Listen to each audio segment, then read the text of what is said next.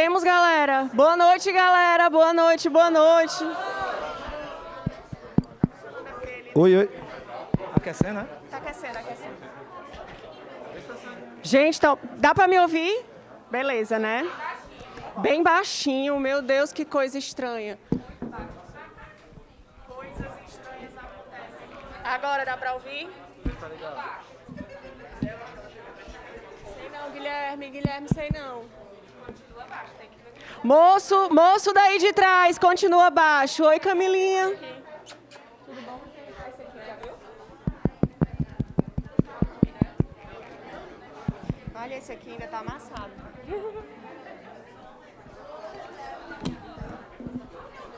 Com esse fica melhor, né? Com esse melhor.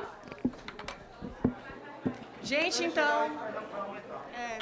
Gente, boa noite. É um prazer incrível, para não dizer horrível, né? Moço, tira essa parte, que eu ia dizer um prazer horrível encontrar vocês. Moço, corta essa parte. Vamos começar de novo. Corta, craquete. Sim, senhora, assim melhorou? É porque eu tenho medo do Covid ainda, eu queria falar assim. Gente, boa noite. É um prazer enorme encontrar esse auditório repleto com alunos estudiosos, interessados, que vieram aqui para aprender ainda mais. E a gente hoje tem uma experiência diferente, né? O De Olho na Carreira dessa semana, ela traz um compartilhar de experiências. É sempre bom ouvir a fala do professor, mas também é muito rico ouvir a fala do aluno. Ouvir vocês falando sobre as experiências que tiveram para vocês. Tá? Então, hoje, pelo avançar da hora, eu vou só registrar a presença sempre do nosso coordenador. Registrar a presença dos professores que se fazem presente aqui hoje. Professor Nilson, professora Denise, professor Daniel. Faltou ver mais alguém? E chamo, para brilhantar a nossa noite, professor Guilherme Pinheiro.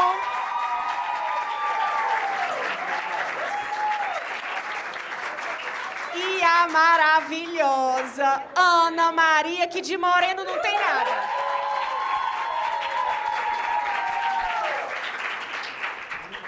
Gente, a gente vai agora ouvir um pouquinho os dois. Aproveitem, né? Guardem um momento para as dúvidas, para as perguntas. Esse é um momento de troca. A gente gostaria que esse fosse um momento de troca de experiências.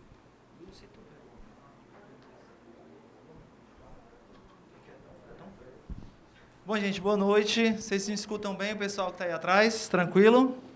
Vou aproximar um pouquinho mais aqui. Então, primeiro, quero agradecer o convite da professora Luciana, na qual cumprimento todos os outros professores que estão aqui hoje, todos os alunos.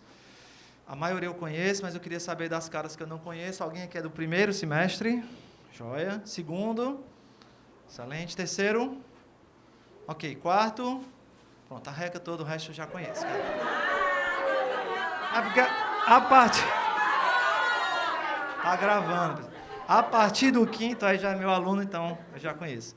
Então, para quem não me conhece, eu sou o professor Guilherme, gente. Trabalho, minha especialidade é fisioterapia cardiorrespiratória. Trabalho, na grande maioria das vezes, com pacientes com doenças pulmonares e cardíacas crônicas, mas também trabalho em um hospital de trauma. Então, trabalho com politraumatizados, pacientes queimados, TCE especialmente. E também trabalho no serviço ambulatorial, tudo isso em serviços públicos, tá? Então, hoje, eu vou falar bem menos do que a Ana. A proposta hoje era a gente falar um pouco para vocês sobre uma estratégia recente do curso e inovadora, que foi a criação de um programa de reabilitação para pacientes com síndrome pós-Covid, né? Então, o pessoal que está no quinto semestre aqui, por exemplo, minha turma de recursos 3, é a turma que eu chamo de turma pandemia, né? Porque está vindo pela primeira vez para uma universidade. Então, desde 2020, a gente se adaptou, porque muita coisa mudou, né? E a gente descobriu uma doença nova, que além de ter uma mortalidade, quando ela é grave, né, alta, ela, apesar de você ter sintomas graves e escapar, você ainda continua com sintomas persistentes, né? Que é o que a gente chama hoje de síndrome pós-Covid ou Covid longa, né? Talvez alguém aqui ou algum familiar teve, se puder aumentar um pouquinho ou outro, o sem fio até melhor, o sem fio. Então, se talvez vocês tenham vivenciado isso com algum familiar de vocês ou alguma pessoa próxima, né? Então, os programas de reabilitação pulmonar... Então, melhorou aí? Pronto, agora eu estou mais livre. Então, os programas de reabilitação pulmonar, pessoal, eles já existiam. O Hospital de Messejana, por exemplo, para quem é aqui de Fortaleza, o Hospital do Coração, que fica aqui no bairro de Messejana, era uma referência, era o único local onde se tinha público a assistência de pessoas com doenças pulmonares crônicas, né? E aí a gente precisou inovar e precisou trazer isso para a universidade, isso que a gente vai apresentar aqui. O que eu preciso fazer? Eu vou só contextualizar para vocês de onde é que veio isso, e aí a Ana vai colocar a experiência acadêmica, tá bom? Vai lá. Ok, então, gente, essa era a perspectiva de assistência de um doente com doença pulmonar crônica há 100 anos atrás. Se alguém já passou em frente ao Hospital de Messejana, o Hospital de Messejana não parece um hospital. Parece uma casa. É um hospital horizontal, tem verde na frente, tem um bosque. Por quê? Porque ele foi criado há 100 anos atrás, vai fazer 90 anos atrás agora, para pessoas que tinham tuberculose. Era a doença pulmonar da época, né? Então, era uma doença infecto-contagiosa. O que tinha que fazer? Tinha que afastar essas pessoas da sociedade, porque como era contagioso, não tinha como ficar perto. Então, a maioria dos hospitais eram assim, ó. Se você for em Messejana, os alunos estagiam com a gente lá, tem unidades que ainda são assim, persistem a ser assim, tá bom? Então, naquela época, qual que era o manejo desses pacientes? Se pensava o seguinte, por mais que algumas pessoas não estejam aqui em Recursos 13, que é a disciplina que eu dou isso, o principal sintoma de qualquer doença pulmonar crônica sempre vai ser o mesmo, dispneia. O paciente está cansado, então ele deixa de fazer as coisas. Então, dispneia e limitação aos esforços. Então, o que se fazia há 100 anos atrás? Pensava o seguinte, bom, se o cara está parado e está cansado, se eu for fazer qualquer outra coisa, um exercício físico, por exemplo, ele vai cansar ainda mais, concordam? Então, há 100 anos atrás, era impossível falar sobre reabilitação pulmonar, que a gente vai mostrar umas fotos para vocês, ou seja, colocar um paciente numa esteira, fazendo exercício de força, porque o racional científico e fisiológico era diferente, tá bom?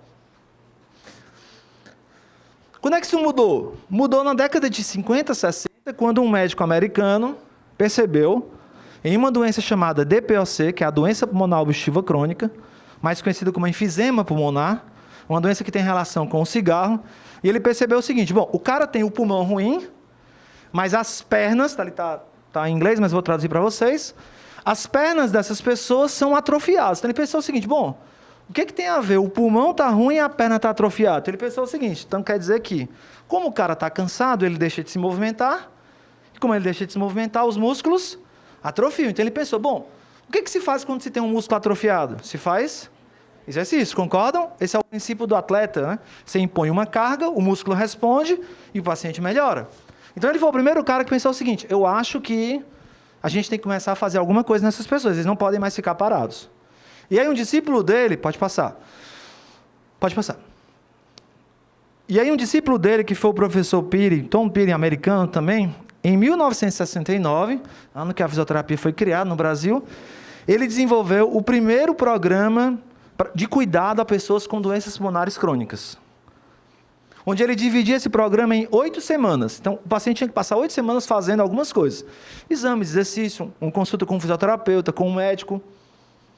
Hoje, um programa de reabilitação pulmonar, pessoal, ele dura entre 6 e 12 semanas. Por quê? Porque qualquer princípio de exercício físico, ele tem que ter um certo tempo. Se você for para a academia hoje, amanhã ninguém está bom, concordam? Pelo contrário, amanhã você está todo quebrado. Então, foi daí que se começou a preconizar o que a gente chamou de reabilitação pulmonar. Vai lá, Aninha. Então, essa é a última atualização.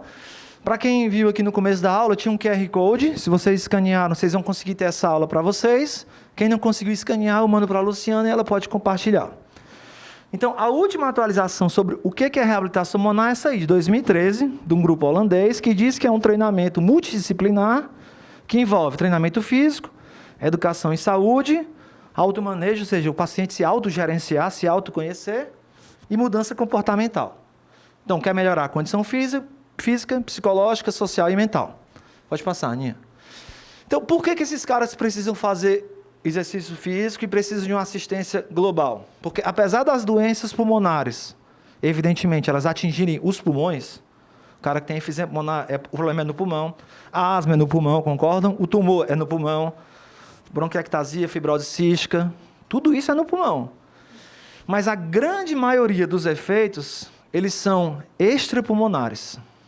Ou seja, porque você está parado, você usa menos seu músculo, consequentemente o músculo atrofia, consequentemente você não tem tanta mineralização óssea, porque se você não movimenta o músculo, você não movimenta consequentemente o osso, então você perde a mineralização, você altera o seu sistema circulatório, altera o seu sistema nervoso. Por isso que toda recomendação para qualquer pessoa nesse planeta Terra é fazer atividade física. Se eu não me engano, hoje é o Dia Mundial da Atividade Física. Nicole me avisou. Valeu. Programei para ser esse dia, viu? Ok, então, qual que é o problema disso? O cara tem uma doença pulmonar, mas as manifestações são extrapulmonares, ok? E essas manifestações são os que fazem com que essas pessoas deixem de fazer atividades da vida diária. Nós temos um aluno aqui que teve Covid. Alguém teve Covid aqui, que precisou de internação? Internação. Ninguém? Alguém chegou a cansar? Cansar. Ok. É limitante, não é, pessoal? Uma dor de cabeça não procura um hospital. Mas quando você tem falta de ar, alguém que é asmático aqui sabe disso. Você procura, porque falta o fôlego, né? Aqui é a mesma coisa, tá? Então, essas pessoas, o fim de vida de um paciente com doença pulmonar crônica é ruim porque ele vai não fazer mais nada, né? Tudo ele cansa. Então, até 2019, quando eu dava essa aula, eu dizia, pessoal, reabilitação pulmonar serve para essas doenças, que todo mundo já sabia o que era. DPOC, que é um enfisema pulmonar, asma, bronquiectasia, em recursos 3, vocês vão aprender a fisiopatologia, tá bom? Hipertensão pulmonar, fibrose cística, tumor de pulmão, fibrose pulmonar. Até aí a gente já sabia tudo. O que aconteceu em 2019 para 2020? Uma nova condição, que é a Covid, onde as pessoas que escapavam dos casos graves começaram a dizer o seguinte, olha, eu ainda estou com sintoma persistente, ó. Mas já acabou a infecção. Sim, mas eu continuo. E aí se denominou como síndrome pós-Covid ou Covid longa, em inglês long Covid. Que a atual definição é a persistência de sintomas da infecção após 4 semanas da infecção. Certo? A gente acha que não. Pode passar, Ana. Ok, então, aqui é só uma visualização lá do nosso programa. A Ana vai entrar em detalhes. Foi muito bom a Ana estar aqui, porque a primeira turma que assumiu esses pacientes foi a turma desses alunos, e aí ela vai mostrar a experiência. Então, o que aconteceu em 2019? A gente já sabe, lá na China, no finalzinho de dezembro, um médico, professor da universidade, do hospital universitário lá em Wuhan, ele começou a perceber que estava chegando muita gente ao mesmo tempo com a síndrome do desconforto respiratório, que é uma síndrome que não era tão comum. Eu, em 10 anos de formado, via uma síndrome por ano com os alunos. Uma. Chegava uma síndrome a cada 5 minutos no hospital, não é? Com Covid. Então, ele morreu, inclusive, não sei se vocês sabem, pode passar, Aninha. A nossa vida mudou e ainda continua assim. Xangai hoje está fechada, por exemplo, né? Pode passar, Aninha. E esses eram os sintomas iniciais: febre, tosse, fadiga e dispneia. No início, né, ali é a data de 29 de março de 2020, ou seja, 3 meses após a infecção, mais ou menos 1 mês de infecção no Brasil. Pode passar? E aí a gente foi muito importante nessa época, porque a gente, na fase grave, a gente estava lá nas UTIs, tratando esses pacientes, principalmente em ventilação mecânica.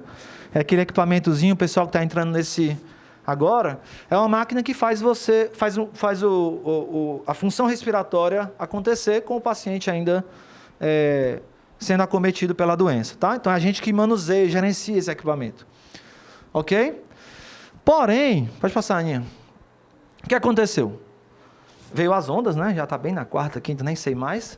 Mas o grande problema foi que quando as pessoas escapavam, e não só os pacientes graves, pessoas com sintomas leves têm isso, começou a aparecer o que a gente chama de síndrome pós-Covid. Ou seja, pessoas que têm aqueles mesmos sintomas na fase tardia.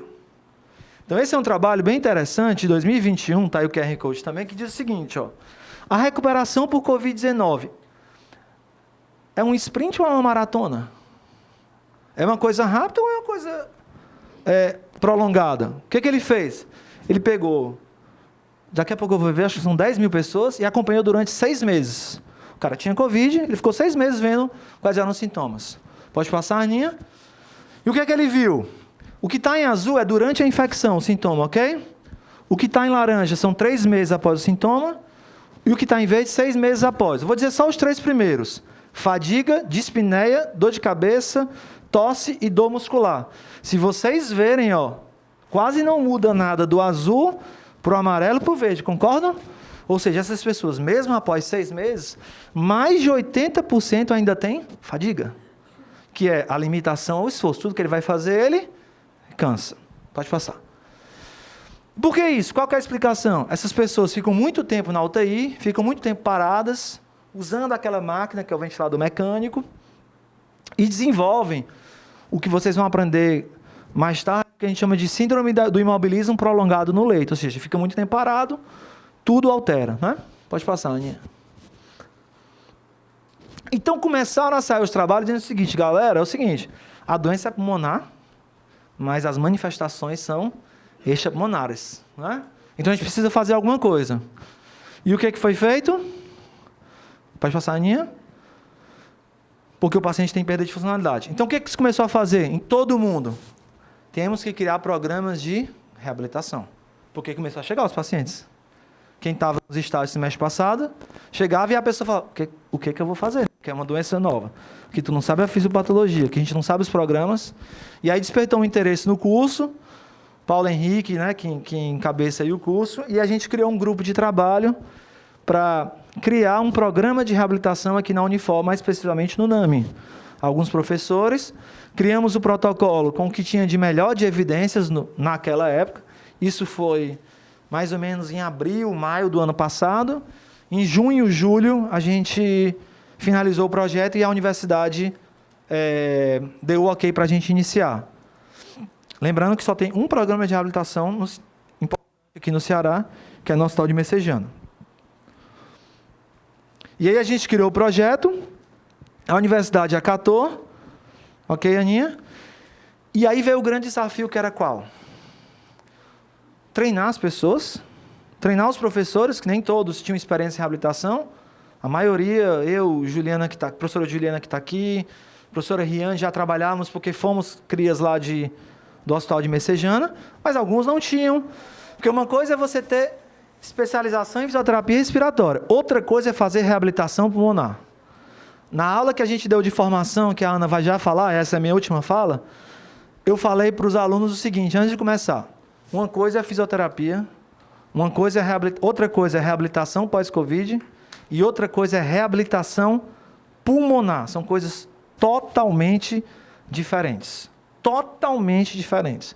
Só quem vivenciou sabe o quanto esses pacientes melhoram, e a Ana vai apresentar agora o que a gente fez, qual é a experiência dela e o que ela viu nesses pacientes, tá bom? Valeu.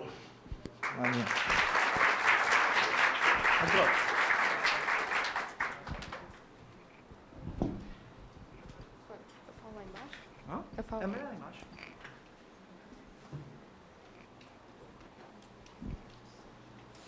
Só tirar o meu aqui, tá?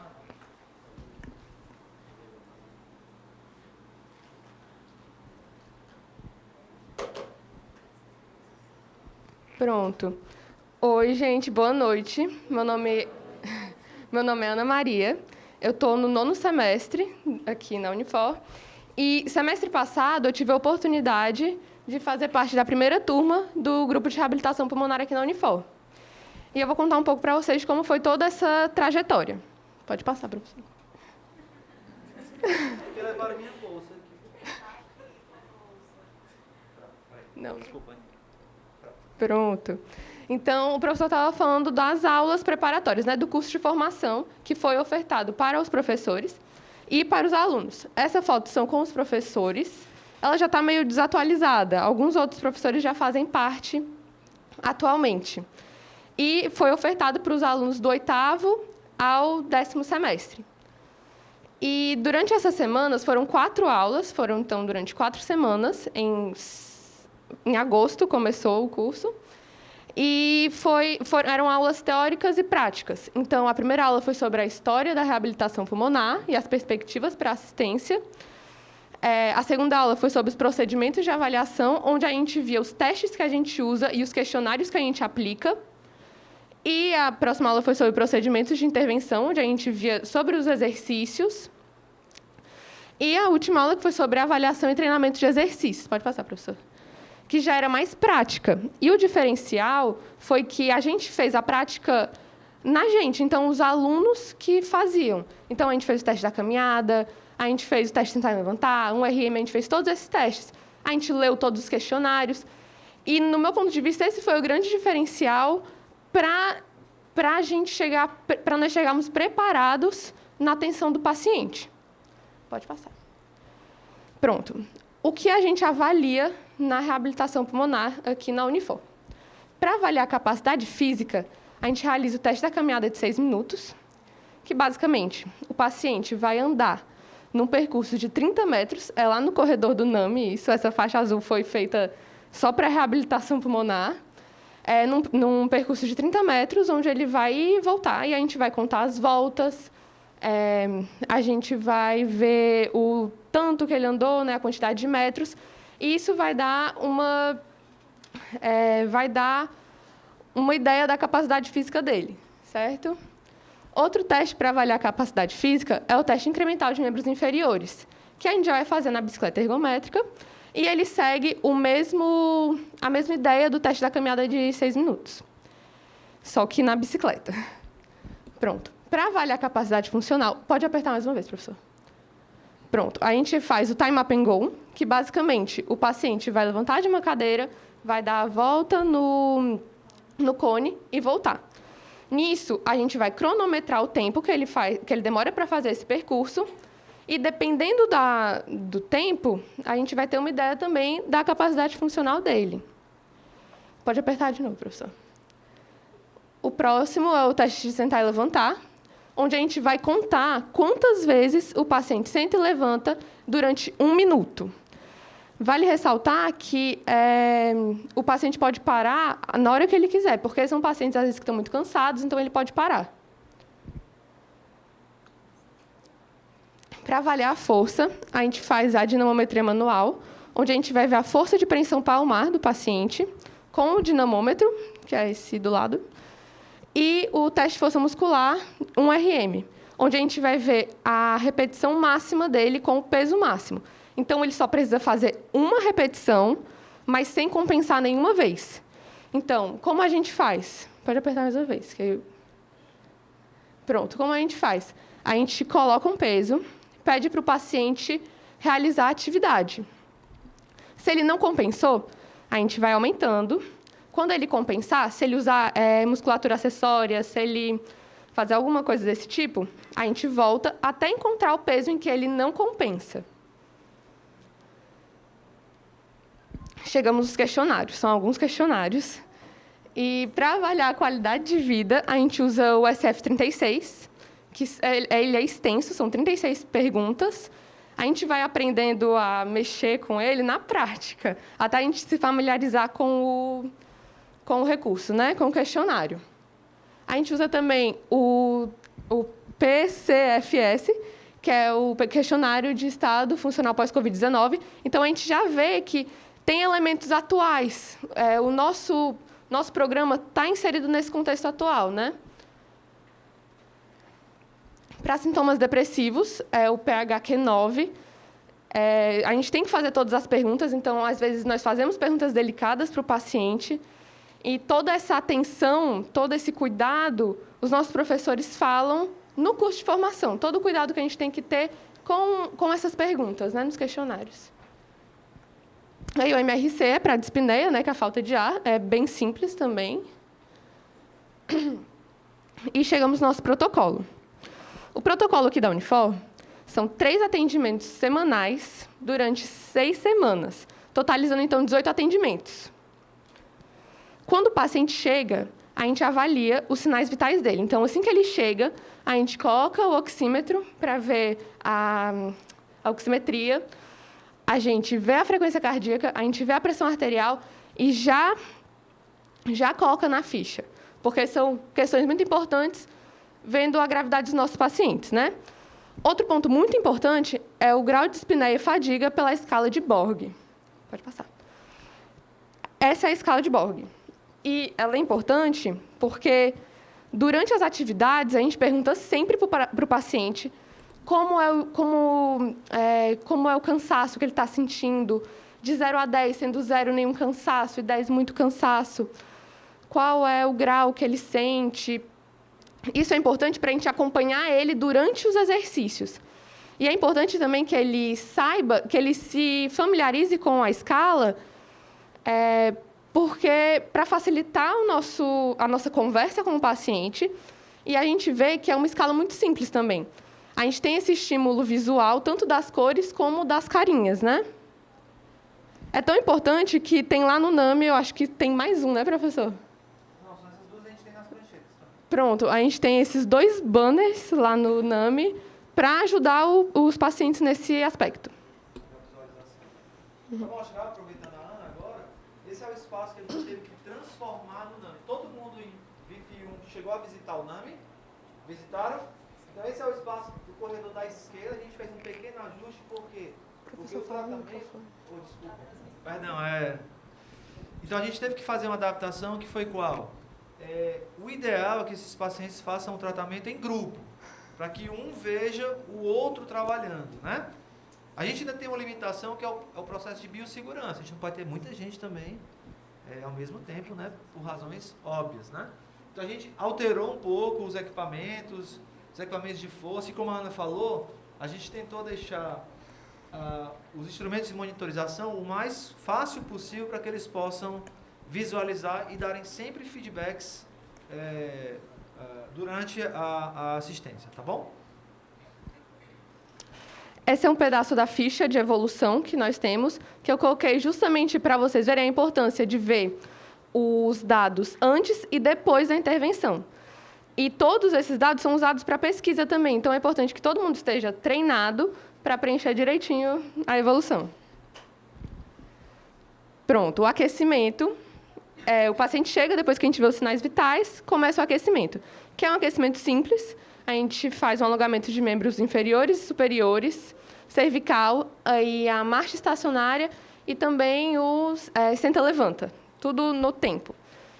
E é interessante também, eu não sei se vocês notaram pelas fotos, mas sempre são 2 pessoas. É um grupo. Como o professor falou, é importante que esse programa seja feito com mais de uma pessoa, porque isso faz com que o paciente se sinta motivado a continuar, porque ele está numa situação difícil, ele está cansado. Então, o paciente acaba dando força para o outro paciente. E a gente vê isso. Nesse primeiro vídeo, no horário dessas senhoras, eram 3. E as 3, se faltava uma, elas ficavam perguntando: cadê a fulana? Por que ela não veio? Então, a gente via que criou uma relação de amizade entre elas. Inclusive, quando via uma melhorando, né? A fulana de tal não fazia isso e agora está fazendo. É simples. Quem aqui já foi em academia? Quando você vai sozinho, é uma droga, não é? E quando você vai com um amigo? É bem melhor. Se você não ficar fofocando, mas é bem melhor. Te estimula, é ou não é? É a mesma coisa aqui. É exatamente o mesmo princípio. Isso é o que a gente chama de rede social. Rede social é um conjunto de pessoas unidas, né, que deveriam estar fazendo coisas em prol das outras, tá bom? Após o aquecimento, a gente já começava o fortalecimento muscular. Então, vocês lembram do teste 1RM que eu falei para vocês? Pronto, ele serve para a gente saber a quantidade de carga que a gente vai dar para o paciente. Obviamente, a gente não começa com a carga total, a gente começa com 50% da carga, e ao longo do treinamento, né, do protocolo, ele evolui para 60% da carga, finalizando o tratamento com 70% da carga. Então, a gente tem o exercício para extensão de ombro e o puxador costas, para membro superior. E essa paciente, eu vou ficar sempre interrompendo a Ana, desculpa, tá, Ana? Mas é porque a gente vai lembrando das coisas. Essa é uma paciente que chegou para a gente, não dá para ver na imagem, mas ela ainda estava traqueostomizada, tá? Então, ela chegou ainda usando uma via aérea artificial, ou seja, isso não é nem tão comum. Era uma paciente que chegou de cadeira de roda. As histórias são as piores possíveis, né? E de melhoras também são as melhores possíveis, que a Ana vai comentar. Mas ela foi interessante, porque era uma paciente, vocês terem ideia, que ela não cabia na cadeira de extensão de joelho, ela não cabia pelo peso. E hoje ela já, infelizmente, ela faleceu por um acaso, faleceu sexta-feira, inclusive, eu nem ia comentar isso, mas ela já estava fazendo 30 minutos de esteira, já cabia ela perdeu acho que 50 quilos. 50, ela chegou de cadeira de roda, tá? Então não é comum a gente ter esse tipo de paciente na reabilitação, mas ela veio para a gente assistiu. Para membros inferiores, a gente faz o fortalecimento de quadríceps e isquiotibiais. E como o professor falou, alguns pacientes eles não cabiam nos recursos, né? E para isso, pode passar. Essa imagem é para mostrar para vocês que tudo é adaptável. A gente consegue adaptar o movimento, o exercício para membro inferior. Então, o mesmo exercício que a senhora do aparelho consegue fazer, a que não consegue entrar no aparelho também consegue fazer com a caneleira. Então, essa atenção especial ao paciente é muito importante. Finalizava o protocolo com o treinamento físico aeróbico. Então, o teste incremental, que eu falei mais cedo, ele servia para a gente definir os parâmetros de carga da bicicleta. E o teste da caminhada, ele tinha a finalidade para a gente ver a velocidade da bicicleta, ou da bicicleta não, da esteira. Essa paciente, pode passar. Alguns pacientes também tinham a oportunidade de fazer o treinamento muscular respiratório. Infelizmente, ainda não coube para todos no programa. Mas essa paciente era muito frágil, muito fraquinha, então ela foi contemplada, né, com essa oportunidade. Ela está fazendo uso do Power Breathe, que ele vai... Da mesma forma que a gente faz exercício na academia, para fortalecer membro superior, por exemplo, a gente vai fazer exercício para fortalecer os nossos músculos respiratórios. Então, a gente pedia para ela respirar, para ela puxar o ar, né? E tinha uma carga. Esse aparelho dá uma carguinha. Pode passar. Falar um pouco dos nossos pacientes agora. Esse paciente foi o primeiro paciente... foi o primeiro paciente que realmente engrenou no programa de reabilitação e ele foi um desafio para a gente. A história dele é, assim, inacreditável. Ele estava contra todas as... A sorte não estava do lado dele, mas deu tudo certo. Ele é um paciente obeso, hipertenso, que passou 60 dias internado, se eu não me engano, de UTI, internado na UTI, logo no começo, acho que foi em abril de 2020, e ele teve 2 infartos enquanto estava internado. E 2 paradas cardiorrespiratórias. Pois é, então a sorte não estava do lado dele. E 177 quilos quando chegou para a gente. Pois é. Ele não sabe se foi pronado, mas a gente acredita que ele tenha sido porque ele chegou com o pé caído. Então, pode ser que, por conta da posição prono, tenha ocorrido alguma lesão nervosa. Ele chegou mancando, com uma espécie de muletinha, e chegou fazendo 3 minutos na esteira, saiu fazendo 30. Então, é incrível. Eu acho que nem ele esperava a evolução que ele teve no tempo que ele teve. E marcou muito a alta dele, porque ele disse para os meninos, vocês mudaram a minha vida. Ele vendeu tudo, ele vendeu a moto dele. Ele achou que nunca mais ia fazer nada na vida. Por quê? Porque ele andava 3 metros e cansava, né? Como a Ana falou, em 1 mês e meio, ele saiu de 3 minutos para 30 minutos. Às vezes ele manda mensagem para mim e está na academia, malhando. Melhor do que eu. Pronto, essa paciente, como o professor falou, é uma paciente também muito diferente, né? Ela chegou com tracostomizada, né?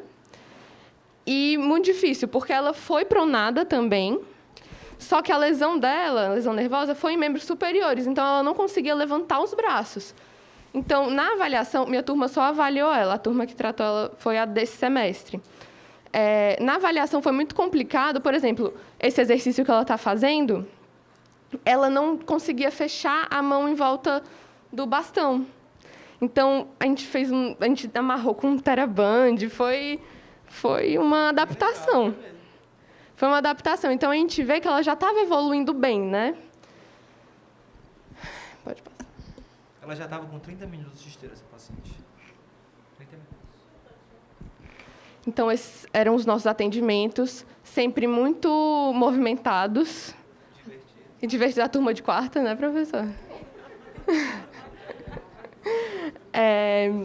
Outro ponto que eu não comentei é que a gente sempre falava para os pacientes trazerem água, para mostrar a importância dessa hidratação durante os exercícios.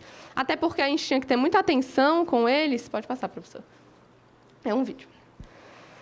Até porque a gente tinha que ter muita atenção com eles, porque eram pacientes que podiam desaturar muito rápido, pacientes que podiam ficar tontos, pacientes que podiam passar mal. Aquela paciente que eu mostrei, que estava com o Power Breathe, ela tem, né, síndrome do vaso vagal. Então, às vezes, ela queria desmaiar. Então, a gente tinha que estar sempre muito perto. E é outro diferencial da reabilitação. A gente está sempre muito perto, porque se a gente não lembrar do paciente para ele respirar, ele não respira durante o exercício. Então, é uma atenção muito grande. Então, se vocês forem ver, ó, cada paciente está com um aluno, tá vendo? Não sei se vocês perceberam que cada um está com uma prancheta. Significa que cada um está anotando aquilo ali. Você vai na academia hoje, o bicho até dizer lá o exercício que você faz, diz, né? Aqui eu não posso ter, por quê? Porque é um paciente frágil, que ainda aspira um cuidado importante. Então, como a Ana falou, o grande diferencial da reabilitação pulmonar, na minha concepção, é uma terapêutica simples, que precisa de um equipamento importante, mas é a capacitação profissional e a monitorização do profissional junto ao paciente. Muito mais do que a terapêutica. Aquecimento, exercício físico, fortalecimento aeróbico, qualquer um faz. Agora, como fazer, como dosar, quando não fazer, como monitorizar, quando interromper, aí pouca gente sabe fazer. Essa foi a nossa primeira alta. Foi uma alta muito importante, como o professor falou. E assim que o paciente recebe a alta, ele também recebe um certificado de conquista por ter passado por toda a reabilitação pulmonar. E depois dele, vários outros pacientes também receberam a alta. Junto com o certificado, o paciente recebe um manual de alta, que é uma estratégia de educação em saúde, né, como o professor falou na apresentação dele, que é um dos aspectos importantes, onde dentro desse manual, que foi desenvolvido pelos nossos professores e também pela nossa turma, nós vamos encontrar exercícios para os pacientes realizarem em casa, com todas as descrições, questões sobre a respiração dele, como deve ser, e também, o que eu achei muito interessante, é como se fosse a própria evolução dele. Ele que faz a própria evolução dele. Então, isso estimula muito. Estimula ele querer preencher, estimula ele querer fazer a atividade. E aqui um destaque, ó. Todo esse negócio bonitinho aí não foi feito numa gráfica, não. Foi feita pelos alunos, e aqui vou dar o crédito pela Juliana. Certo? Então, a gente estruturou, mas a turma fez tudo, ó. Então, eu brinco muito que a turma deles foi pioneira em tudo. Foi o primeiro que avaliou, o primeiro que deu alta, que fizeram o manual, inclusive com ficha catalográfica. É um manual que vai ser publicado agora. Então, a gente pensou desde o início até a alta e o pós-alta. A gente ainda reavalia essas pessoas de 3 em 3 meses. A gente está preocupado como é que ele está depois que ele passou por nós, tá bom?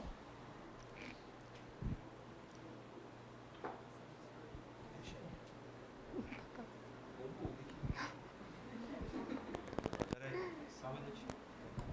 Certo.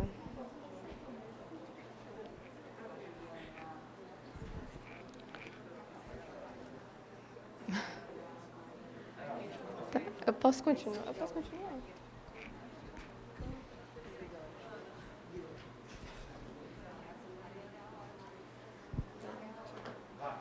Pode passar, professor. Pronto, agora entrando um pouco mais na minha experiência. Como todos os dados coletados no programa de reabilitação pulmonar, eles são para pesquisa também, as bolsistas do professor estavam sempre com a gente lá nas tardes, e eu, particularmente, adorava ficar com elas, aprendendo, ajudando a tabular, organizando as pastas, organizando as fichas, porque eu tenho esse interesse na pesquisa. Então, se você tem interesse nessa parte, o professor Guilherme vai te ajudar bastante nisso. Vai.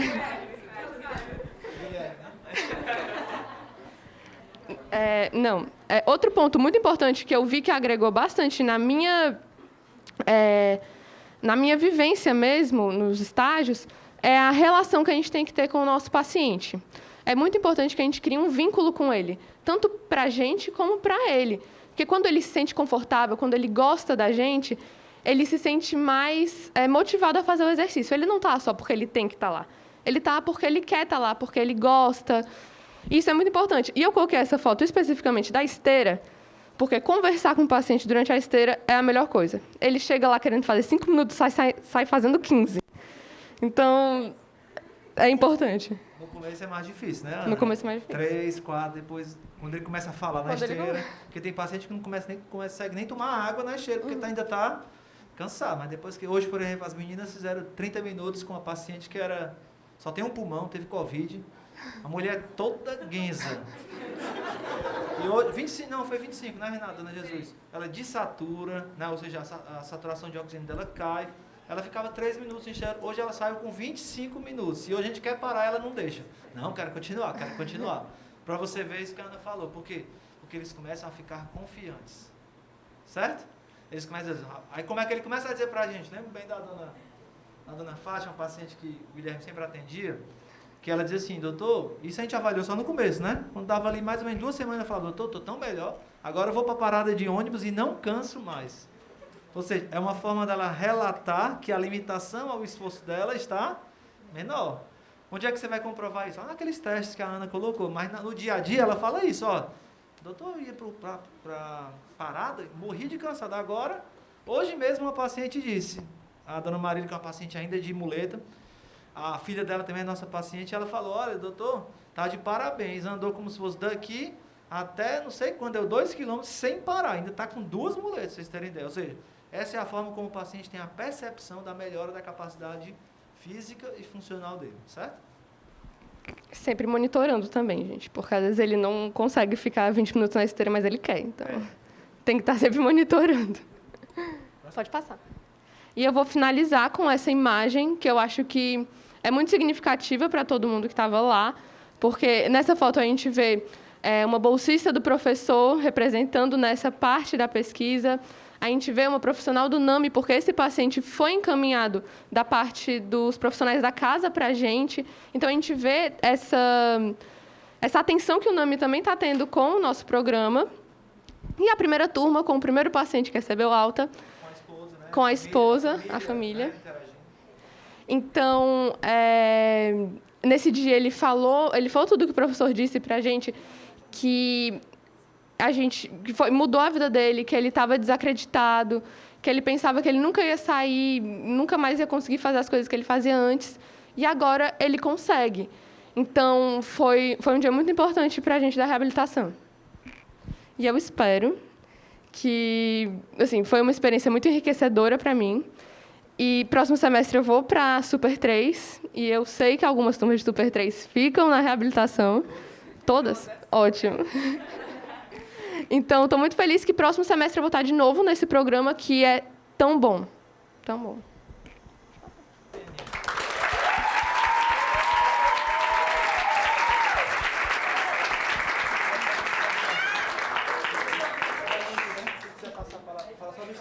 Pronto, esse é o Instagram da REAB.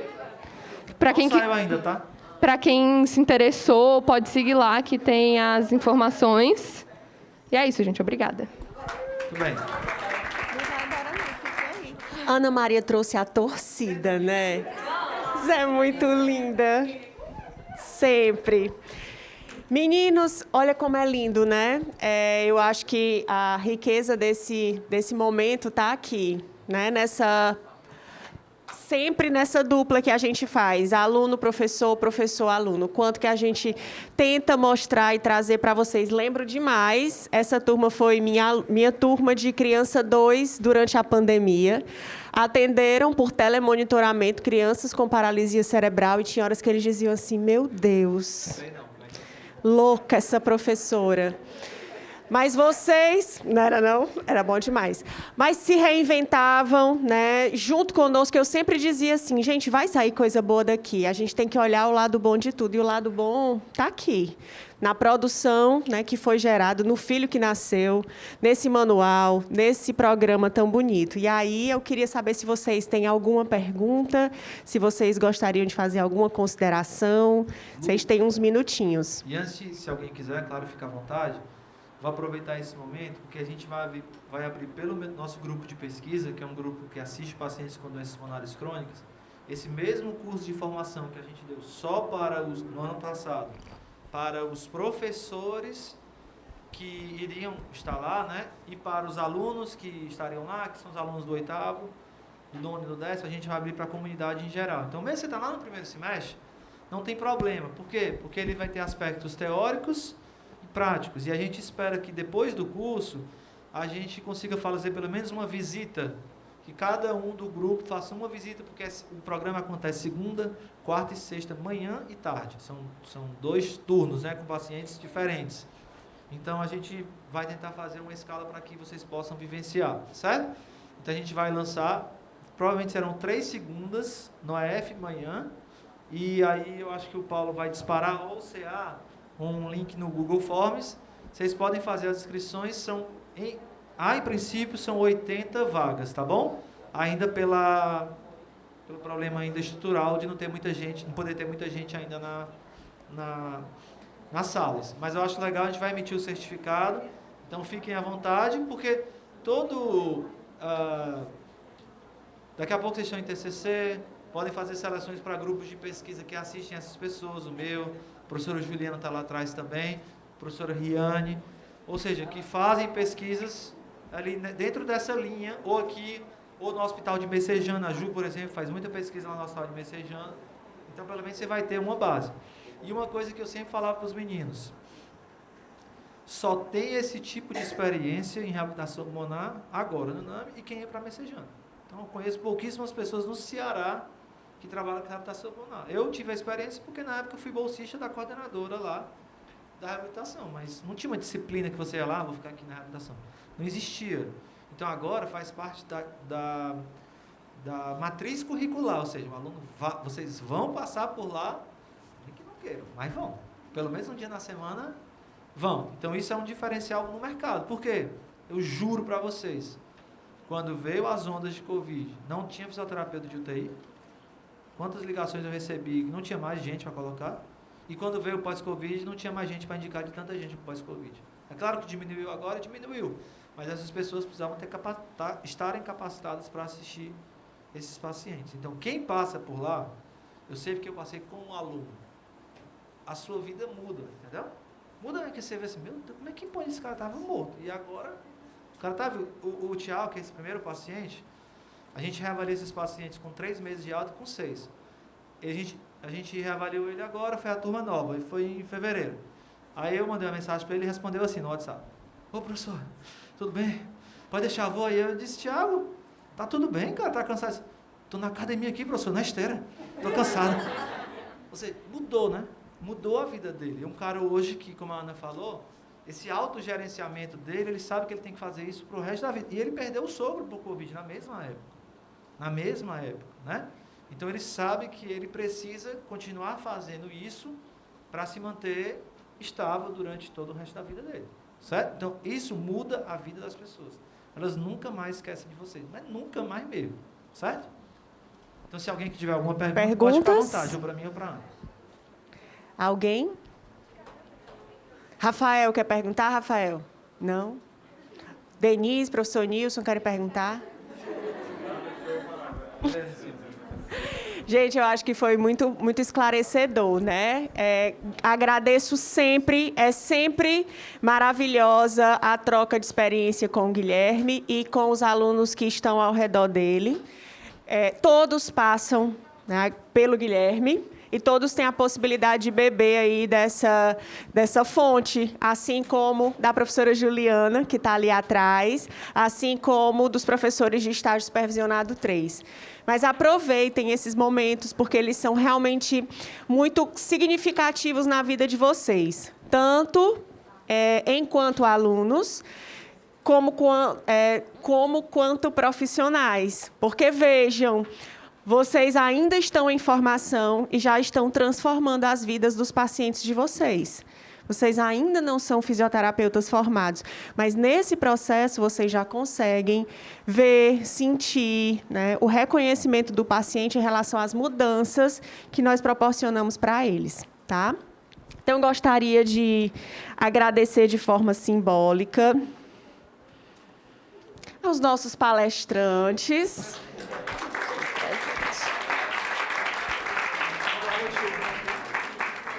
E aí a gente tira a nossa foto.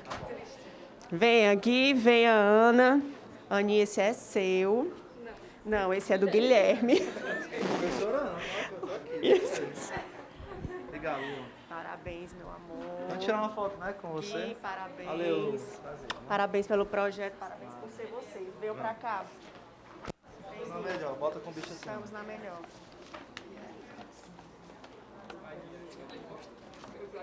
Da paixão que ele teve lá no universidade. Eu acho que ele é tiete.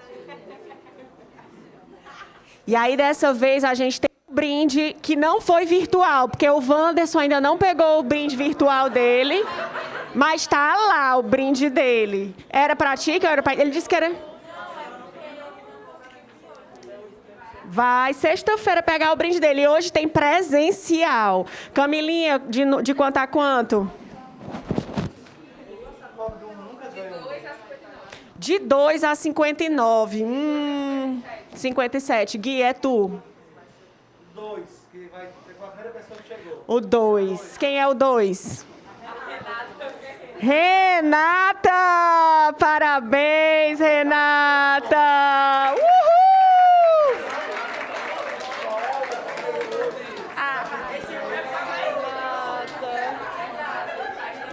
Meninos, mês que vem o nosso De Olho na Carreira vai ser sobre carreiras, tá? É sobre planejamento de carreiras. É viver isso, mas viver a graduação já planejando, pensando no que eu vou colocar, né? Como é que eu vou estar posicionado no mercado de trabalho, no que eu devo investir, como que eu devo investir para ser esse profissional de sucesso lá na frente. Um beijo, boa noite, vão com Deus.